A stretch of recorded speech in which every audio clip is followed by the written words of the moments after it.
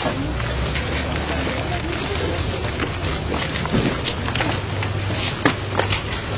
datang juga dari Bandung ya.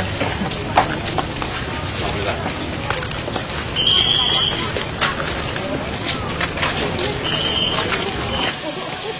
Bukan itu Juronya, Juron jalan mana?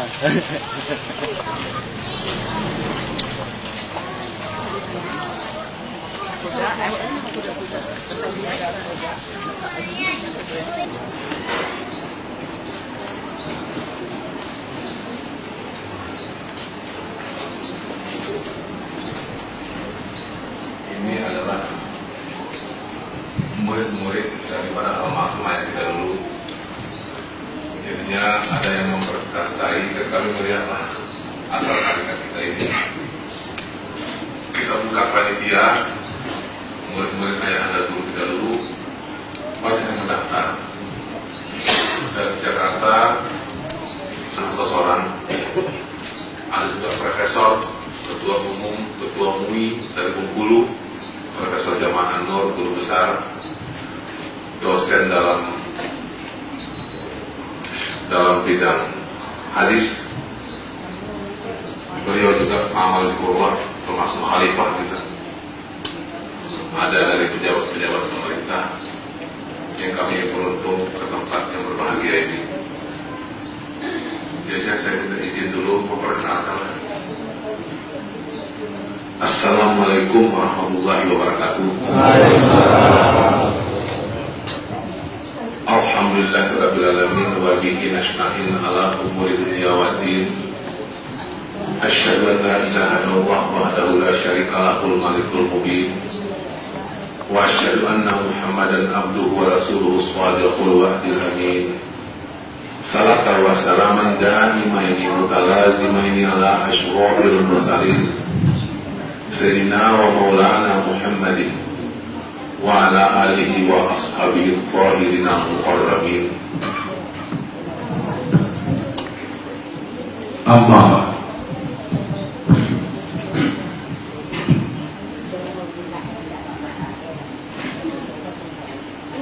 salam dan selawat yang sekali-sekalisnya kita sampaikan pula kepada mursyidana wa rabiduna al-ulama warasatul anbiya wal mursyidah ayah anda guru kita Al-Khalidin Naqsyabandi, dan untuk menyampaikan salam yang sekali-sekalisnya kepada mursyid wa rabidah al-ulama warasatul anbiya Sultan Wali Allah, moyang guru kita Syekh Maulana yang makamnya telah kita kunjungi. Inilah tempat yang berbahagia ke Malaysia. Begitu besar pengaruhnya. Dahulu di sini belum ada kendaraan.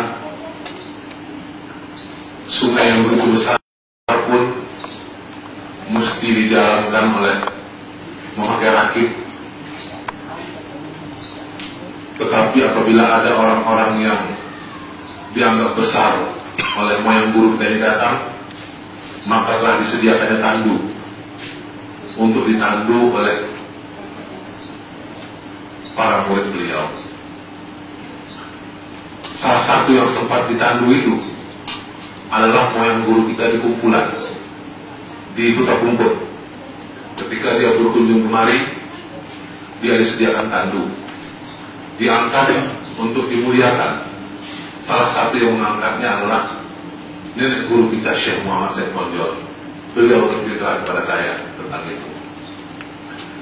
Setelah itu pula, beliau ini adalah seorang murid dari seorang khalifah Syekh Muhammad Said Padang Bubus yang makamnya masih di daerah sini. Sana Al-Kah sudah tidak berjalan. Tetapi nampaknya beliau ini juga menyambung tarikah kepada Syekh Sulaiman Karimi. Jadinya dia murid bersamalah. Syekh nenek kumpulan ini gurunya Syekh Muhammad Said Padang Bubus dan Syekh Sulaiman Karimi di Mekah. Maka itu kebesarannya jelas nampak. kekeramatan yang beliau nampakkan. Salah satu di antaranya saya mendengar langsung dari Syekh Muhammad Said Bonjol. Waktu itu sesudah habis suruh, beliau itu di sini dia dulu. Waktu itu ada tamunya dari Saudi Arabia. Bertanya orang Saudi Arabia itu, apa yang enak buah-buahan? Kata dia durian. Maka tak lama sudah terpampang durian ini di depan majelis tersebut. Waktu itu ada khalifah beliau, khalifah kumpulan ini, menunggu-nunggu durian masak di kampungnya. Tapi pada malam yang sama durian itu telah hilang. Rupanya durian itulah yang sampai kemari. Tiba-tiba nenek Syekh kumpulan itu ada berapa orang khalifahnya. Waktu itu khalifah yang termuda, nenek Syekh Muhammad Said Bonjol, dia tersenyum kepada nenek Syekh Muhammad Said Bonjol. Kenapa dia tersenyum? Dia mengatakan, yang nampak diam-diam saja ya. Rupanya nenek Syekh Muhammad Said Bonjol karena kekuatan zikirnya menampak siapa yang membawa durian itu. Nampak sama dia. Jadinya waktu itu nampak guru yang kasyaf, si murid pun harus kasyaf, sehingga nampak mereka itu. Syekh Ibrahim kumpulan ini karena dia murid Syekh Sulaiman Karimi, tentu saja setara dengan Syekh Sulaiman Zudi. Syekh Sulaiman Zudi juga murid Syekh Sulaiman Karimi. Maka ketika Syekh Ibrahim kumpulan diundang ke Babu Salam, walaupun bukan murid langsung, tentu hormatlah. Yang di Babu Salam itu yaitu Syekh Abdul Wahab. Sampai hormatnya 7 km dari putih dijadikannya jalan. Sedangkan hubungan zahiriyah antara Syekh Ibrahim kumpulan dengan Syekh Muhammad Said, Syekh Abdul Wahab itu tidak ada. Hanya ada hubungan batiniah, getaran batiniah. Ini senior yang datang. Beliau kumpulan ini demikian besar, pernah juga memberikan himbauan kepada Syekh Sulaiman Zudi agar jangan membuat buku syahifah-syahifah. Ini gak tamu-tamu yang datang ini, tuan Syekh besar dalam. Tapi Syekh Sulaiman Zudi tepat harus juga membuat buku itu, karena menyangkut banyak yang murid beliau di Indonesia, di dunia. Mesti ada pedoman-pedoman yang dimaksud dengan Statuta Naqsyabandi. Statuta Naqsyabandi itu ada selama 5 hari sekarang, yang nanti pada hari awal mengembalikan kepada saya sesuai pesan ayat guru. Statuta Naqsyabandi itu Syekh Muhammad Sulaiman Zudi, dia itu harus membuat statuta. Sedangkan beliau kita di sini yang tersimpan dalam ma'rifat Allah, syir, yang kenal, yang tahu. Ini dia. Setelah itu nenek Syekh kumpulan ini pernah berjumpa dengan Syekh Muhammad Said Bonjol. Nenek kumpulan ini tidak begitu akrab atau tidak begitu rapat, tidak begitu kenal dengan Syekh Sulaiman Zudi. Cuma yang dia tahu di Jabal Tulis sekarang Syekh Sulaiman Zudi. Apa kata nenek kumpulan tentang Syekh Sulaiman Zudi? Nenek kumpulan berkata kepada nenek Syekh Muhammad Said Bonjol, saya ingat itu Syekh Sulaiman Zudi, karena ketika saya mengabdi kepada guru saya Syekh Muhammad Said dalam Bungkus di Mekah, saya yang membawa terompahnya, menjaga terompahnya ketika beliau sholat, dan memasangkannya ketika beliau keluar dari Masjidil Haram. Guru saya Syekh Muhammad Said dalam Bungkus. Di luar itu saya lihat di samping saya ada pula satu orang pemuda yang kira-kira seumur saya, membuat yang sama pada saya, tetapi dia membawa seluruh gurunya pula, yaitu Syekh Sulaiman Karimi. Itulah dia Syekh Sulaiman Zudi. Syekh Sulaiman Zudi membawa sandal gurunya Syekh Sulaiman Karimi, sedangkan nenek guru kita Syekh kumpulan membawa sandal gurunya Syekh Muhammad Said dalam Bungkus. Ini para wali ini diceritakan. Sedikit menceritakan para wali. Pada suatu saat, ini cerita ayat guru kita, Syekh Abu Yazid Al-Bustami, seorang ahli tarikat Naqsyabandi, lagi berjalan pada muridnya. Dia itu begitu sederhana kehidupannya, sehingga sang murid itu kagum kepada guru yang sederhana. Tiba-tiba dilihatnya satu orang naik kuda begitu gagah, begitu begitu babi yang bagus, kuda yang gagah, terbersit dalam otak murid Syekh Abi Yazid Al-Bustami, alangkah sombongnya orang itu. Tiba-tiba orang itu balik dengan kuda yang begitu kencang, membawa suatu piring yang penuh dengan air sampai di depan murid ini. Air itu tak tumpah. Apa katanya? Kau melihat keadaan diriku, tapi ma'rifatku kepada Allah tidak bergeming sedikit pun bahwa saya seorang hamba Allah. Dan rupanya orang yang dilihatnya itu adalah Syekh Abdul Qadir Jailani. Karena dah sampai sangka yang kurang baik kepada wali, langsung turun. Apa Allah? Kemurkaan Allah. Seolah-olah neraka itu sampai. Mungkin murid sudah ditengger langsung, karena sudah durhaka. Menjerit dia, masuk ke alam akhirat. Menjerit dia sudah ada derajat lain disebutnya ayah. Ayah itu terlihat ke belakang sama Syekh Abdul Qadir Al-Bustami. Mana anakku? Oh, di neraka sana. Mau ambil balik. Begitu kehebatan para wali. Kita di sini tidak boleh tepuk tangan. Kalau di mereka tetap tepuk tangan juga ya.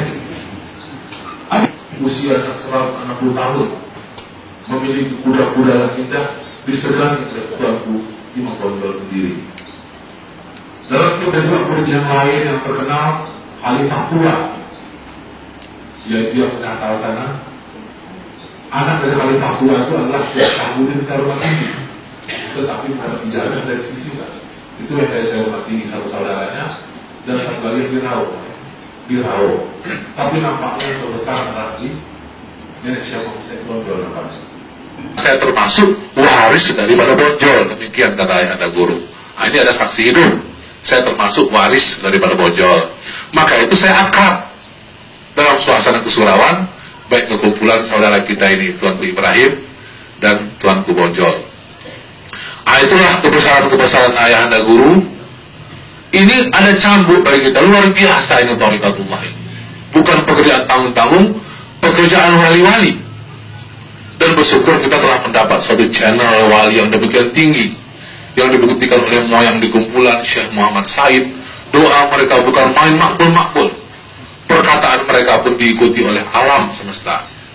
Kita bersyukur, kita amalkan ini dengan sebaik-baiknya. Ke situ arahnya, kita mulai berilah tamaksudi, memperbarui iman kita dan kembali kepada fitrah bahwa kita ini adalah masyarakat zikrullah, masyarakat teknologi Al-Quran. Tarekat Naqsabandi tak pernah perang, tidak pernah menampilkan, tapi perang ke dalam, perang batiniah, yang kata Rasulullah jauh lebih berat daripada Zahiriyah. Perang memerangi hawa nafsu, bukan hanya nafas, bukan hanya lapar dan haus, tetapi pemikiran-pemikiran yang diciptakan oleh syaitan, pendapat-pendapat yang datang daripada syaitan, dan godaan-godaan daripada syaitan yang muncul daripada hawa nafsu. Ya, perang hawa nafsu itu jangan diartikan perang kepada lapar, perang menjaga mata, itu juga, tapi perang lebih tinggi, perang melawan angkara murka syaitan yang memang diciptakan Allah demikian besar untuk mengalahkan para rasul dan lain-lain, walaupun tidak pernah berhasil dikalahkannya. Inilah yang kami sampaikan sedikit. Barangkali ada citra di sini sedikit, kami persilahkan kepada tuan rumah di sini. Assalamualaikum warahmatullahi wabarakatuh. Yang sama-sama kita muliakan Buya Haji Iskandar SH. Tunggu nih. Maaf ya, aku rusak.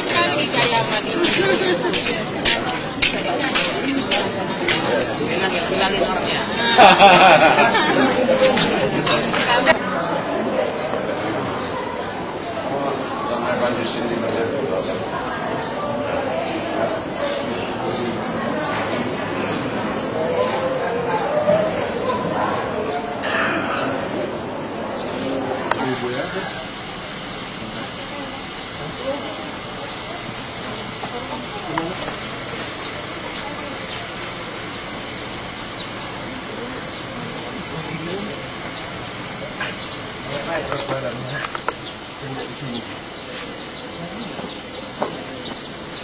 Baik.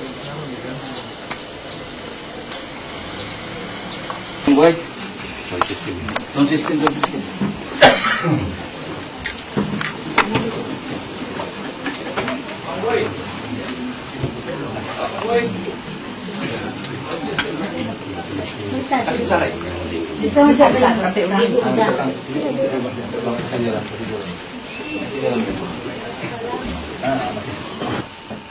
Dan kita muliakan bersama Bapak kita Syekh Haji Imam Ramli, abang-abang kita sekalian yang hadir dalam ruangan yang berbahagia ini. Kami datang berziarah sekaligus melihat perjalanan riwayat keguruan daripada Ayah Negeri. Ziarah ini sebenarnya nggak begitu direncanakan, tiba-tiba datang secara spontan saja. Guru-guru kita di Buayan, di Kampung, di Bonjol, di kumpulan. Nah, kita datang kemari, ada di sini satu sejarah. Ayahanda guru ini mendapat tarikat mursyidnya lah. Itu adalah dari Buayan. Dari Buayan sebenarnya. Tapi karena Ayahanda guru ini betul-betul setia kepada Ahmadiyah dan mendapat petunjuk dari para ulama, dengan mengungsi dari tahun 1946 kira-kira sampai tahun 1949. Maka karena Ayahanda guru itu tidak punya kerja, dia mulai beramal sendiri. Akhirnya terbawalah kepada kelompok-kelompok amal yang kebetulan dipimpin oleh Pak Haji Imam Ramli, ini sudah ada, yaitu surau ini. Ayahanda guru bersuluk, tadi ada tangga jalan yang bisa dijadikan, tangga jalan itu masih ada temboknya. Disitulah tempat Ayahanda suluk. Ayah guru juga suluk sama Pak Imam Ramli berdua 20 hari. Di situ dia suluk, sedangkan rumahnya itu ada situ kandang lembu. Nah, disitulah lahir kayat kita ini. Maka barangkali ada di kamu kayat mana kayat?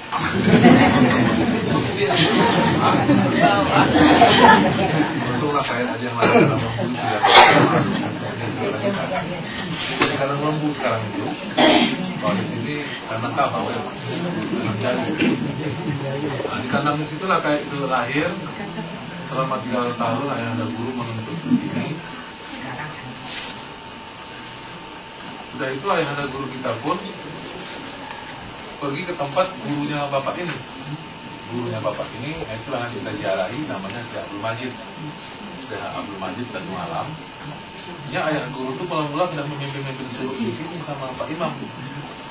Tapi terasa kenapa nak melapor sama guru, maka ayah guru pergilah Tanjung Malam. Suluk pula di sana selama 20 hari. Dapatlah ayah guru terjadi. Dan setelah itu, selama 3 tahun itu, Ayahanda guru tiap minggu ke sana berwirid. Jaraknya kira-kira 10 kilo nanti. Ayahanda guru tempuh dengan jalan kaki tanpa memakai sepatu dan sandal. Ini bayangkanlah ya, selama 3 tahun tiap minggu berwirid berjalan kaki 10 km tanpa sandal dan jalan kaki, mendaki bukit. Nah, inilah yang berjalan.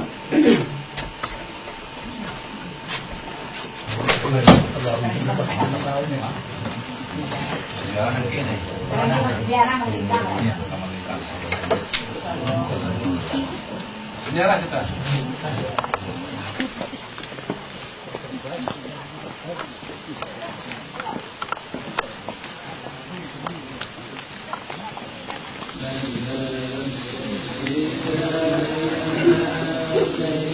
Udah, jangan ada ikut.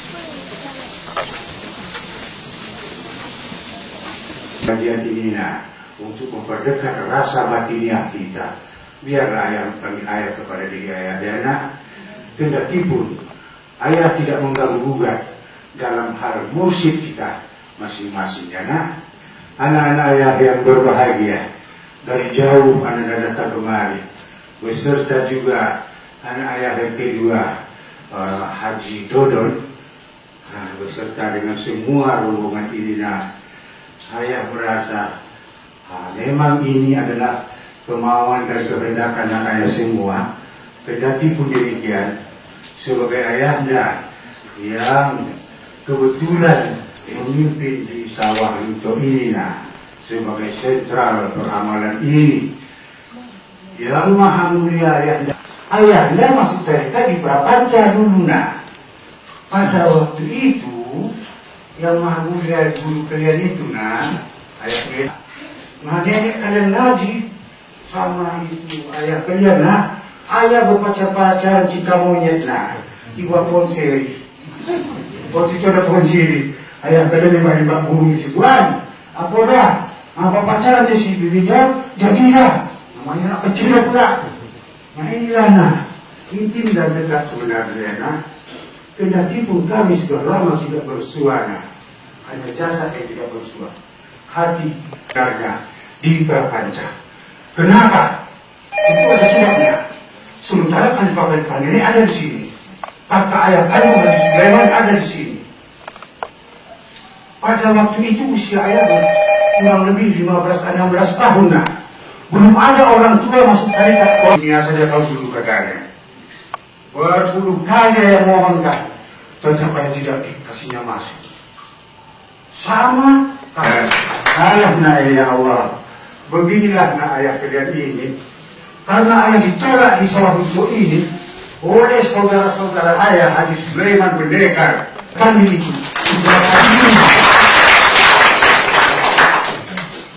karena anak ayah yang ayah bisa sayangi, wabil khusus kepada anak ayah Buya Iskandar.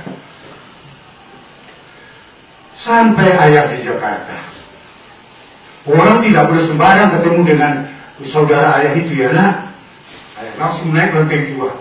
Waktu itu masih berbentuk rumah bertingkat-tingkat gitu ayah langsung mengarah. Apa kabar? Ayah kita itu sama ayah bisa minang oleh Haji Sulaiman dan Pendekar.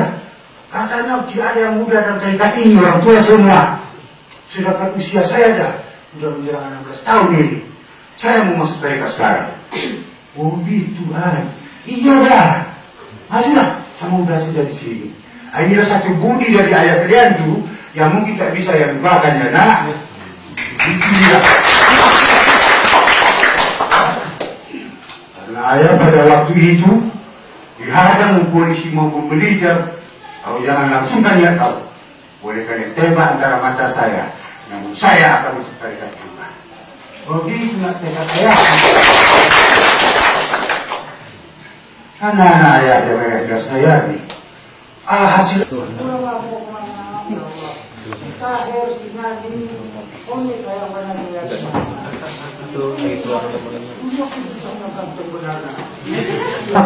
mabuk dari kanan masih bujaran waktu itu. Dia berkawan dengan si Kamal ini ya. Kalau istilah lucunya dulu di sana, saya deporat, ya nyadek, wah, canda kita kayak orang Cina. Ya sunawa kan gitu. Maaf sebentar Bu ayahnya Bu ya, agak bernostalgia ayah Nina. Karena kebetulan ini rekan suluk ayah ini yang hadir ini. Mereka ini, itu itulah historinya. Ayah maka sampai masuk tarekat di tempat ayah Medan kalian itu. Buan, kalau begitu memang repot deh. Jakarta ini pun tak ada yang semudah masuk tarekat deh. Kata ayah tuh, ringkas cerita jadilah ayah dibayat di bawah pimpinan Yahya Senawan. Nah pada waktu itu lucu sedangkan ayah Medan kalian itu yang sangat ayah hormati itu, dia tidak menentukan mursyid siapa. Yahya Senawan pula yang menginterview ayah.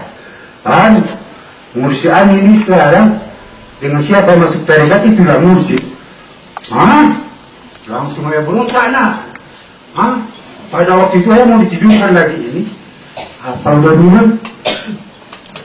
Berarti udah mursyid saya. Tunggu dulu ya. Yang tertinggi di sini adalah udah akademi Yahya ini. Itu pun tidak memberikan instruksi apa-apa. Saya bebas ini tahu. Jadi siapa yang mau jadi mursyid kan? Jelas Ayah saya Syekh Muhammad Hasim Al-Khalidi. Nenek ini. Iya. Memang betul. Ayah ditinggalkan yang maha mulia nenek dalam usia yang berjalan sudah. Kenapa ayah bisa menguasai saudara ilmu nenek ini? Ayah berguru. Ini yang mengasih tahu ayah satu memang orang kayu sakti ada juga jasanya di situ. Dan yang kedua, yang maha mulia, ibu kandung ayah, nenek putri kalian itulah yang menyerahkan segala buku-buku keramat ini setelah ayah menjelang dewasa memperdalam taji ini. Di samping datangnya yang maha mulia nenek secara gaib kepada ayah. Karena yang matinya ada 3 perkara yang tidak mati di dunia. Wa atilullah, wa atilur rasul, walil umri wa minkum. Allah Ta'ala, Rasul dan Wali tidak mati hidup dan tidak mati. Bisa dilihat dengan indera keenam. Bagi murid yang sungguh yang dan yakin dalam ilmu ini pasti bisa merasakan bahwasanya musiknya itu hidup selalu dan mendampinginya di mana saja berada. Anak-anak ayah yang ada sayangi, ringkas sudah ayah masuk tarekat. Ya dia senawat terdiam. Udah jangan mengatur saya. Udah kasih tahu saja bagaimana proses masuk tarekat ini. Tidur kayak apa yang dibaca. Itu saja. Padahal nenek putri tahu semuanya. Tapi disiplin ilmu ini tidak bisa dibuat main-main. Sama keras dengan disiplin militer dan polisi ini. Anak kandung sendiri pun, kalau belum dia melalui prosedurnya, tidak akan boleh dikasih tahu apapun dalam ilmu ini. Itulah dia Udah tugas sudah hanya mengasih tahu sama Anda macam mana ini pelaksanaan baiat ini. Itulah kurang lebihnya Atau pasulah ya senang. Ayolah golek bantiko, buku bacalah ini, bacalah itu. Apa yang udah bilang, saya sudah hafal Al-Quran ini. Kebetulan ayah dulu masa kecil agak sedikit tangguh juga membaca Al-Quran ini. Dapat semua, tidur berbaringlah. Dijaga oleh beliau-beliau itu. Selesai, ayo sudah ke sana, udah cabut keris dia. Ya senang cabut pula ya, deponya begitu pula rombongan pasar itu istilahnya. Kehabisan ayah yang maju bawa sini pisau kau ditusukkan sini. Udah ngajar kau semua. Atas nama saudara saya akan bertindak di surau ini. Siapa yang berani kalian? Akhirnya mundur semua Wah dia mundur pada batu pada nakalan dan ya. Tapi sekarang kau baik-baik dipimpin semua. Disitulah kami suluk entah sekali entah 2 kali cepat beliau mengambil air sembahyang. Ini kalian luar biasa taat ibadahnya itu dia. Bermula buku-buku di bawah ini adalah kitab-kitab kuno yang dimiliki oleh nenek itu dan dipusatkan ke ayahnya. Inilah yang ayah pelajari ya. Bermula itu jubah serban dan di sebelah adalah pakaian agar yang tersayang ibunda ayahnya nenek putri Ananda. Inilah gambaran lemari. Bermula yang pojok sana itu tempat duduk nenek sehari-hari. Yang maha mulia Bahlunto, kata nenek, maka wahai Suma, kata nenek terhadap istri beliau, ibu ayah, bikin sana kasur. Itu masih tetap kasur aslinya. Dia bikinlah kasur lengkap di situ semua diletakkan foto nenek di dalamnya. Tatanan bangunan tidak ayahnya rubah. Tetapi pun kompleks ini sampai berlantai 3 ke atas. Bibit heran, ayah apa persis saya kayak ayah saya kok. Wah, penunggang, penuh lorong. Ini sebentar lagi boleh anak ayah. Mau dipandu. Mau dipandu lihat. Dikosongkan jalannya. Banyak dengan contoh. Boleh tarikan dulu gimana? Jalan.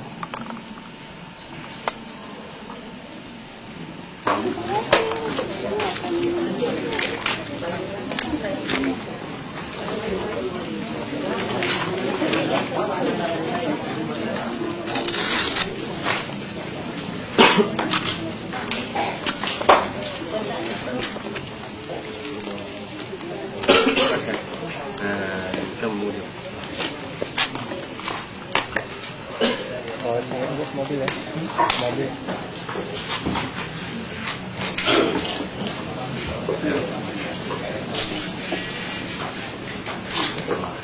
Jalan kita ya, udah ada tempat. Baca dulu, ya suruh di sini ya.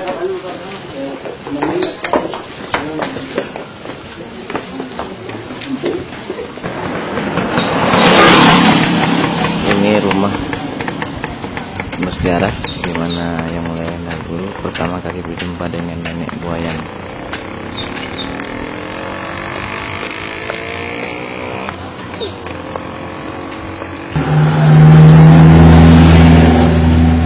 Ini rumah ini sekarang ditempati dengan semak.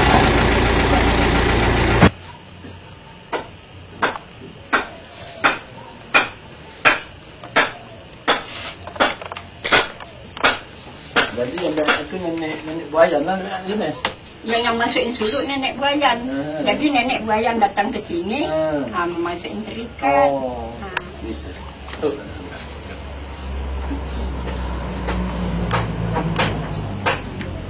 Dan di Pursa di Jirik. Ada sekolah ayam di Jirik kan. Di sana dulu. Sudah itu tuh dia pindah ke sini. Tinggal di bawah sana di Simpang, ada rumahnya buruk itu di Simpang, tinggal di sana. Saban malam ke sini mengaji sama nenek nih. Mengaji sama nenek. Mengaji sama nenek. Iya. Jadi yang memasukin abang Kadiru nih neneknya. Nenek, oh jadi introducer nenek. Jadi asal dia datang dari mana-mana abang itu kan, dia terus dulu ke makam itu. Nah, diarah dia dulu. Mana dia introducer tu. Orang yang bawa ayam. Ya, dan itulah yang dasar Bang Kadiru mulai tahu. Minum tak segala. Nggak agak-agak apa. Nanti kalau apa datang juga lah ke sini. Sedihnya hati kemarin biasanya dia datang nengok kita bang. Ini dia. Ini menantu ini. Menantu Bang Kadiru. Oh, kemarin cucunya ke sini. Suaminya Kak Mimin ini. Iya. Dia kemarin ke sini. Saya pergi ya. Iya. Nah, Allah. Sedih kemarin tu lah rombongan biasa datang, dia datang duluan ke sini.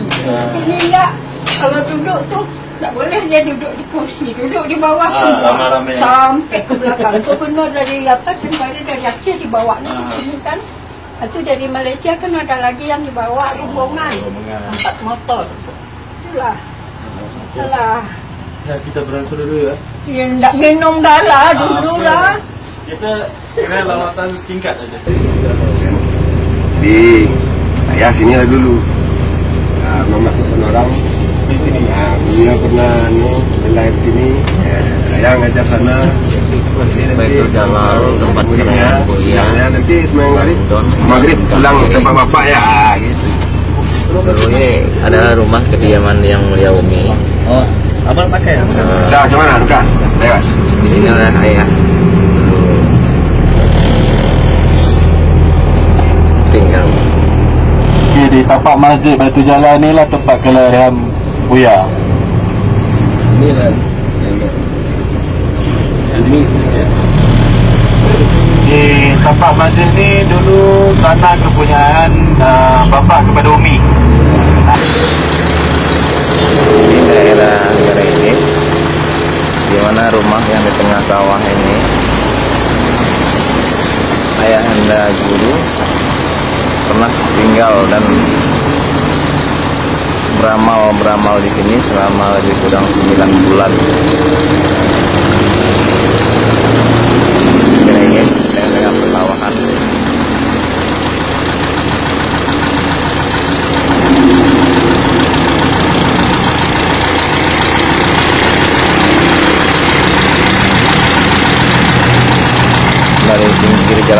sebesar lebih kurang 100 meter ke dalam.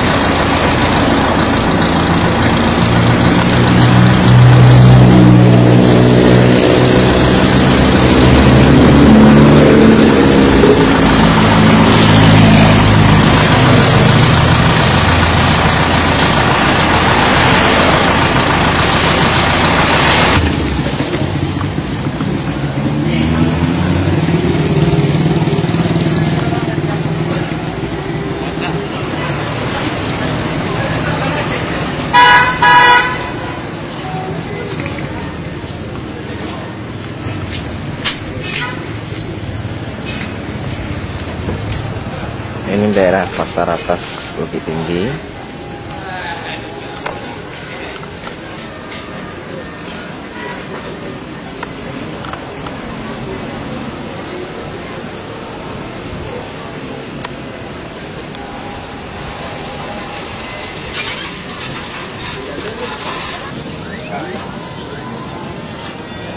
Ini rumah kediaman Pak Saib.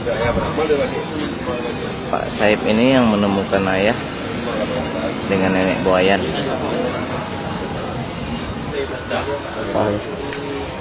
Ada yang ambil, ambil. Duduk.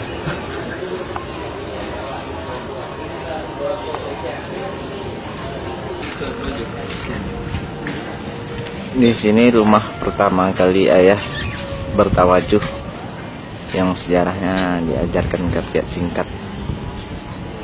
Ini masih daerah Pasar Atas yang berdampingan dengan rumah Pak Saib.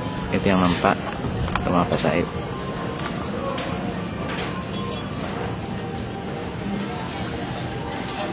Sekarang tempat ini udah jadi sebuah butik dikontrakkan sama yang punya rumah. Ini Pasar Atas.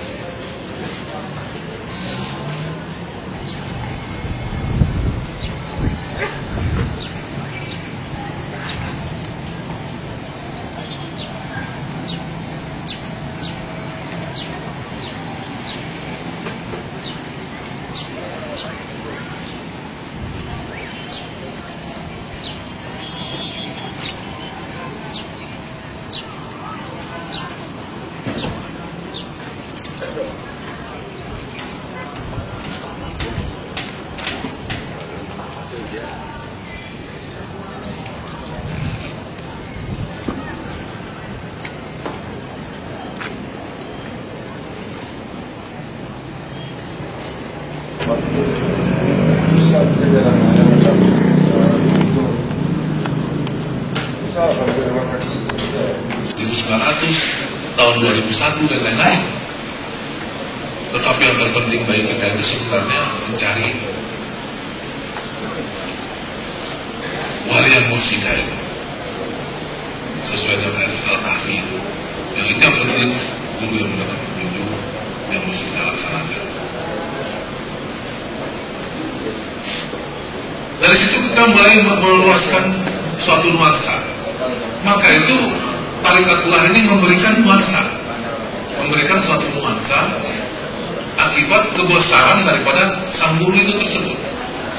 Kadang-kadang nuansa ini yang lebih ditekuni oleh sang murid, bukan amal-amalan zikrullah. Nuansa apa itu yang saya maksud? Pertama, nuansa zahiriyah, fanatisme zahiriyah, fanatisme terhadap turunan guru. Itu suatu kekeliruan. Fanatisme terhadap tempat guru, suatu kekeliruan. Fanatisme terhadap kedekatan pribadi guru, itu tidak fanatik. Itu saya pikir suatu kekeliruan kalau kita hanya berpijak di situ. Fanatisme kita mesti fanatisme pengamalan zikrullah dan memberikan penghormatan secara proporsional kepada turunan, tempat, dan kedekatan pribadi. Bahkan di zaman nenek kita dulu di buayan, karena nenek buayan tidak sangat sederhana, dia sembahyang hanya 2 ayat, yaitu ayat Qul huwallahu ahad yang pendek dan Inna A'tainah. Orang lebih belajar daripada ayat ini dimarahi. Untuk apa belajar ayat banyak-banyak? Untuk apa belajar agama banyak-banyak? Dengan 2 ayat saja sudah jadi wali kok. Ini suatu hal yang kekeliruan. Kewaliannya yang mesti kita pelajari melalui zikirnya, ayat kita pelajari pula melalui syariatnya. Ilmu kedokteran kita pelajari pula. Dulu nenek kumpulan itu kalau dia bergerak kemana-mana itu begitu cepatnya. Kadang-kadang anginnya menurun dulu, rupanya dia apakah? Itu satu nuansa yang kalau kita tahu kepada Al-Kah, kita sudah tahu bagaimana sikap seorang muslim sudah ada pada yang diajarkan oleh Rasulullah SAW. Tentu saja seorang pengamal zikrullah menimbulkan fenomena metafisis. Karamah, mulailah kita berakal-akal mencari karamah, mengakal-akali tentang adanya keramahkan, membuat satu riset-riset yang sifatnya duniawi. Ya, saya pikir itu sudah diakal-akalkan. Ini menjadi hamba Allah saya. Walaupun kalau ada yang tertarik, saya rasa saya nggak keberatan.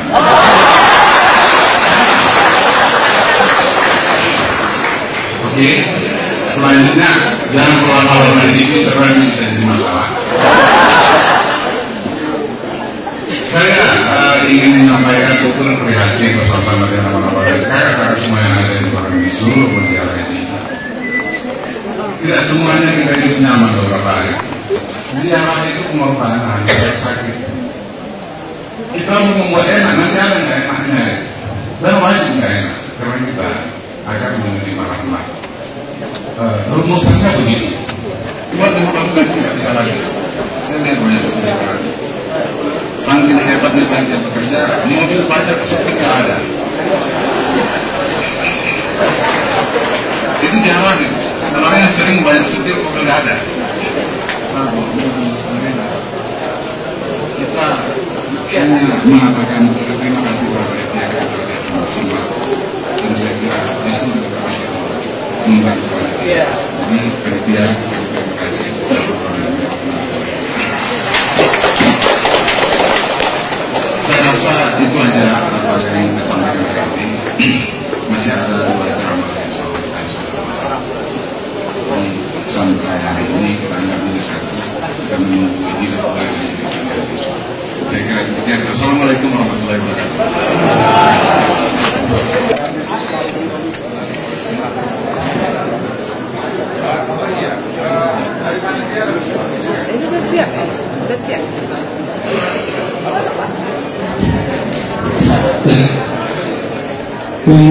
Kami ucapkan kepada seluruh peserta acara bahwasanya setelah acara ini maka Buya beserta rombongan akan berjalan dan berkunjung ke makam Nenek Bu Salo di Kabupaten Purwakarta. Sekali lagi kami ucapkan kepada para peserta acara sekalian, setelah acara ini Buya beserta rombongan akan berjalan dan berkunjung ke makam Nenek Bu Salo di Kabupaten Purwakarta. Demikian yang saya sampaikan. Terima kasih.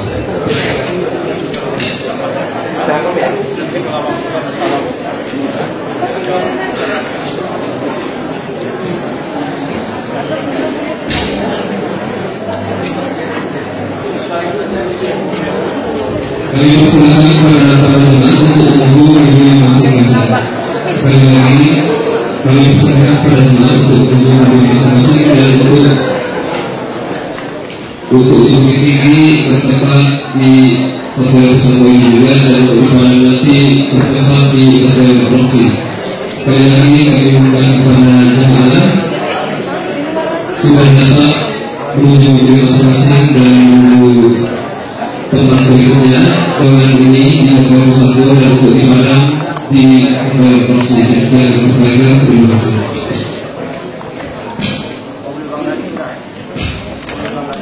Dan kami promosikan juga untuk konsumsi makan siang jemaah dari Jakarta bisa diambil di mobil konsumsi sekarang juga. Sekali lagi untuk jemaah dari Jakarta kami promosikan bahwasanya konsumsi makan siang dapat diambil di mobil konsumsi pagi. Terima kasih. Jauh benar itu kambing itu dibawa dari Medan. Menderita kita disiksa kambing itu. Dibeli aja lah ya di Utapungkut itu. Nggak mau rupanya ayah. Kenapa? Adab. Ngeri kali adab ayah itu gitu. Ya memang itulah adabnya begitu gitu. Jadi kurikulum kita begitu yang kita lihat sama ayah ini. Sekarang ini kita ini ketakutan aja sama ayah ini. Kenapa? Karena kita dibesarkan dengan cara itu yang kita lihat. Nggak mau dia adab. Waduh, kita kalau punya waktu panjang menceritakan ini ngeri. Itu menurut riwayat, apakah udah Buya sampaikan kemarin atau enggak? Ini soal adab nenek buayan kena Utapungkut. Kiri itu kan yang agak naik tuh jalan ke masuk gang itu kan. Itu nenek buayan itu merangkak itu. Pada zaman itu batu-batunya kan lebih tajam dari sekarang. Ada. Gurunya kayak gitu. Jadi saya mohon maaf ya, apabila saya katakan kita ini sekarang dari soal adabnya aja ya, nggak ada yang menang lah. Nggak ada yang menang kita ini. Baru adabnya aja ya, belum zikirnya lagi. Jadi memang ayat itu 100% maksimal ya. Tapi saya bilang 200% isinya adalah zikrullah aja. Kita teruskan. Sekarang hal-hal yang saya kata yang lain.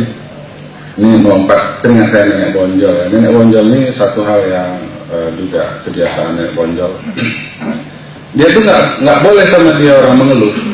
Dia misalnya kadang kanker, ya mari kita doakan minta sama Tuhan. Udah. Tapi kalau dia bilang ini saya menderita nih sakit kanker, pikir dia. Jangan dikatakan yang dari Tuhan itu nggak baik, yang dari Tuhan itu yang terbaik. Dia nggak boleh doakan itu. Dan dia kan akhir hidupnya itu matanya buta. Diajak ayah dia ke Malaysia untuk dioperasi, nggak mau dia. Udah bagus yang dikasih Tuhan sama aku. Tapi kalau meminta berdoa kepada Tuhan tanpa mengeluh, itulah memang kegemaran dia.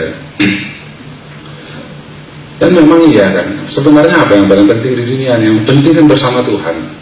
Jadi yang pantas dikeluhkan hanya cuma satu. Apabila kita nggak bersama Tuhan lagi. Dan inilah misi-misi awliya Allah itu. Kita ambil contoh kita aja. Ini ukuran manusia ya, bukan ukuran Tuhan, ukuran kita aja. Menjelang kita mau mati, nggak pernah kita pikirkan, udah bertambah nggak perusahaan saya gitu, atau udah masuk koran nggak nama saya kemarin, kan nggak. Kita mulai memikirkan keluarga kita, anak kita, istri kita. Hal-hal ini yang menjadi penting sama kita. Makin dekat lagi mati, ya bukan begitu ada yang dimaksud. Jadi ada yang dimaksud. Maksud untuk kesadaran atas sebuah misi itu, kemudian teknisnya kita kembangkan di tengah. Itulah adabnya. Jadi ini 100-200% zikrullah saja. Bila abang-abang sekarang melihat ayah itu seakan-akan banyak main-mainnya segala macam, abang lihat ayah kapan? Abang lihat ayah tahun 90, lihat tahun 85, lihat tahun 87. Sesuai usia kan ada gaya kehidupan usia dan sebagainya. Tapi kalau abang lihat gaya Anda ini di bawah 75 atau 70, 1000% zikrullah, dan disitulah beliau menamatkan masternya itu di situ dalam zikrullah ini. Jadi kita jangan terpancing untuk melihat enak-enak saja. Enak sebenarnya, ya zikrullah ini kan manis ya. Tapi maksud saya jangan enak menurut pemikiran kita. Laksanakan benar-benar yang diperintahkan ayah dahulu. Itulah bagaimana ngerinya ayah ini sama nenek dalam pengertian adab. Ini kita dengar dari KF. Assalamualaikum warahmatullahi wabarakatuh. Jadi kalau tadi udah kita dengarkan Haji Don mengenai kebesaran ayah ini, seperti dikatakan tadi 3 hari 3 malam itu nggak tamat-tamat. Jadi barangkali saya akan hanya menceritakan macam manalah masa kecil kami bersama ayah. Jadi satu sisi yang lain, bagaimana kehidupan kami bersama-sama dengan ayah. Jadi sebenarnya kami ini waktu kecil itu sebenarnya adalah anak yang terlunta-lunta sebenarnya. Karena sedihlah kami waktu itu. Karena bapak kami sama mak kami ini, bapak sama emak banyak orang. Jadi sehingga kami ini sedikit sekali waktu dari bapak dan mama kami ini untuk memperhatikan kami, dan kami hidup sendiri-sendirilah bersama alam. Cuman syukur rupanya alamnya itu alam zikrullah, jadi tak sesat lah kami. Nah, itulah. Rencana mau sesat tuh banyak, bukan lagi banyak. Jadi waktu itu walaupun dalam keadaan yang suasana yang sedikit waktu itu kami diperhatikan, tapi yang nggak bisa saya lupakan sampai sekarang, mungkin Haji Don pun, ayah itu masih punya waktu untuk mendongeng untuk kami. Jadi salah satu ceritanya itu yang saya ingat itu adalah cerita silat Kopinho. Nah, diajarkan kami di situ berfilsafat ya, dan sudah itu tapi yang diceritakannya itu ujung-ujungnya tarikat juga gitu, bagaimana kita itu dalam tarikat. Dan kemudian cerita Helen of Troy, nah itu diceritakan sama kami. Dan satu lagi kami seringkali diajak itu menyanyi bersama-sama. Nah, jadi kadang-kadang ayah itu nggak ada waktu, kami dipanggil, yuk kita jalan-jalan naik mobil keliling-keliling, cuman untuk nyanyi-nyanyi. Nah, jadi sambil habis nyanyi udah capek dia nyanyi, nah, ngaji-ngaji pula tuh. Nah, jadi nampaknya dunia wal akhirah. Nah, jadi boleh juga lah kita sombong sedikit ya Don. Nah, jadi dan satu lagi, waktu masih kecil, barangkali memang kami ini anak yang sangat menderita lah ini sebenarnya. Jadi ayah nih, Pak Soto udah tahu tuh, udah itu. Jadi ayah nih dari mulai saya kecil, yang seingat saya itu, ayah ini ziarah setiap minggu minimal. Waktu itu kami tinggal di Bukit Tinggi, dan setiap minggu itu kami dibawa ziarah ke Buayan, ke tempat gurunya. Dan waktu itu saya masih kecil dan tinggal satu rumah dengan adik-adik ini pula nih. Setiap hari minggu dipaksa ziarah, nggak boleh kemana-mana. Jadi pada satu masa adik-adik Umi ini mau mandi, katanya ke Lubuk Mata Kucing. Saya pun nggak tahu sekarang ini udah tua ini apa memang ada pemandian Lubuk Mata Kucing. Tapi karena saking menderitanya sampai tua ini aja saya masih ingat, karena waktu itu saya di rotan karena nggak mau ikut. Jadi waktu itu bilang ayah ikut ziarah, nggak mau mandi. Akhirnya di rotan sampai kencing-kencing di celana. Jadi sampai sekarang itu teringat lah sampai udah tua ini, karena waktu itu rasanya kami itu sengsara, kayaknya kok dendam waktu itu karena dipukuli. Tapi sebaliknya udah tua ini saya tahu bahwa itulah hadap ayah itu kepada gurunya, dan mungkin itulah yang diajarkan kepada kami. Dan yang kemudian dibawa lagi saya ke Buayan. Udah dibawa ke Buayan, dikasih nenek rupanya batu cincin yang udah didoakan nenek. Waktu itu umur saya pun masih kecil kali, dikasih ayah sama saya kan. Namanya anak kecil, hilanglah batu cincin tuh, kena rotan juga. Jadi dalam hati saya, kok aku dikasih di rotan, kenapa pula dikasih cincin sama aku? Karena aku ini anak kecil, yang salah kan yang ngasih, bukan aku yang salah. Dendam, itu dendam tuh. Udah itu waktu di Medan, ini lompat-lompat aja ceritanya, pokoknya yang teringat aja ya.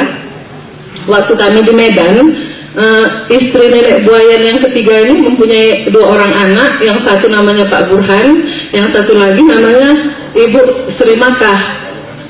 Ya, dan Pak Burhan itu akan kita jumpai nanti. Itu adalah anak dari istri yang ketiga. Jadi umur kami itu sama. Jadi kalau datanglah nenek-nenek ini, waktu itu nenek Buayan udah wafat, dia datang ke Pancabudi, suka kali pula lama-lama. Jadi kalau udah lama-lama, maka kami semua menderita lah batin. Kenapa? Karena nenek ayah ini sangat takut rupanya sama gurunya, dan takut sama keluarga gurunya. Jadi Etek Sri Makah ini, kami manggilnya Etek ya, tante gitu kan. Dia itu suka kalau membawa monyet kecil. Jadi monyet ini, kalau monyet ayah ini kan diikat, nggak boleh. Monyet dia ini masuk, dan dia ini tidur di kamar kami itu jarah lah, tidurlah di kamar kami. Udah itu monyet ini duduk di meja makan, dikejar-kejar monyetnya kita. Terus ayah nggak mau marah, duduk aja monyet itu di situ. Terus kami sedih kali lah, kenapa pula lah orang ini datang, kami mesti menderita gara-gara monyet. Sampai ada pula lagi yang digigit monyet. Nah, tapi rupanya itu karena penghormatan ayah kepada gurunya. Jadi kebetulan ayah ini pun seringkali pula membawa kami ke tempat murid-muridnya. Dan kebetulan salah satu muridnya itu menjadi besan saya, namanya Bang Imron. Jadi Jadi waktu itu saya tanya lah sama si Ovi karena udah menantu, Fik, kami dulu sengsara kali lah kalau nenek ini datang, anak nenek buaya ini datang, kami dijarah, kami diusir lah, benci kali kami. Kata si Ovi, kami pun benci kali sama kalian, katanya gitu. Ini rebut-rebutan aja ini. Dia gini memang, itu waktu dulu ya, kita kan nggak tahu ya, kita kecil ya. Jadi kita perhatikan kalau datang orang ini, rupanya sekarang baru kita tahu itu istri nenek dan anak-anak nenek. Kalau datang orang ini, bahaya kami gitu. Bahayanya apa? Udah pasti kita keluar dari kamar kita, orang itu tidur di sana gitu. Dan kita nggak pernah ditanya lagi kita tidur di mana gitu. Tidur aja di mana-mana gitu. Di Medan banyak nyamuk, ayah nggak pernah lagi memikirkan kita itu. Udah ini aja yang diurus. Oh, bahaya nih, udah datang.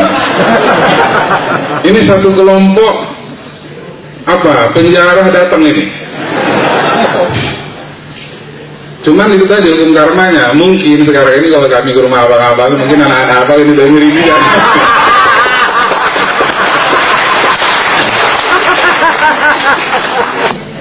Atau dia merang atau dari dalam, jadi adab itu nggak ada. Jadi ini bukan ajaran tarikat tapi sebuah adab.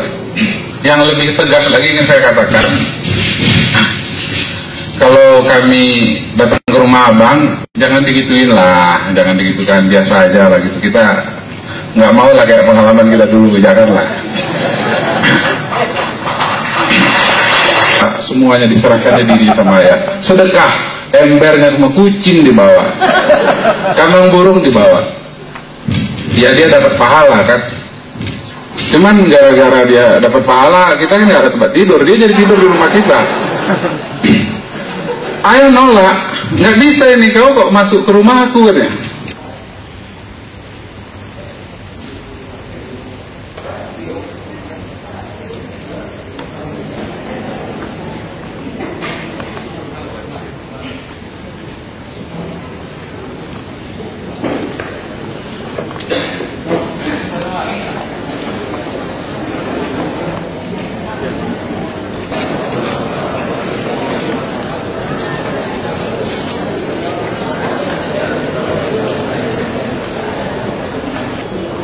Alhamdulillahirrahmanirrahim.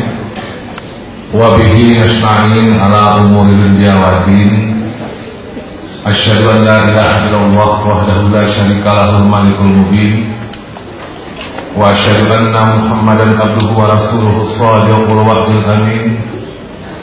Salatu wa salamun da'imaini mutalazimaini ala asyrafil mursalin sayyidina wa maulana Muhammadin wa ala alihi wa ashabihi wa muqarrabin. Salam dan selawat yang sekali-sekalinya kita sampaikan pula kepada mursyidana wa rabbina al-ulama wa rasul anbiya wa ya mursyidah ayah anda guru al-khalidin Naqsyabandi. Assalamualaikum warahmatullahi wabarakatuh. Kesempatan mengikuti ziarah silsilah ini yang namanya satu-satu tidak dapat saya sebutkan. Dalam kesempatan ini ada beberapa hal yang saya catat yang barangkali dapat kita kembangkan dalam wawasan pemikiran kita masing-masing. Rasulullah SAW apabila para rasul, tentunya al-ulama warasul anbiya kita kunjungi, maka Allah Subhanahu wa Ta'ala memberikan rahmatnya seolah-olah kita berjumpanya semasa dia masih hidup. Berjumpa dengan para wali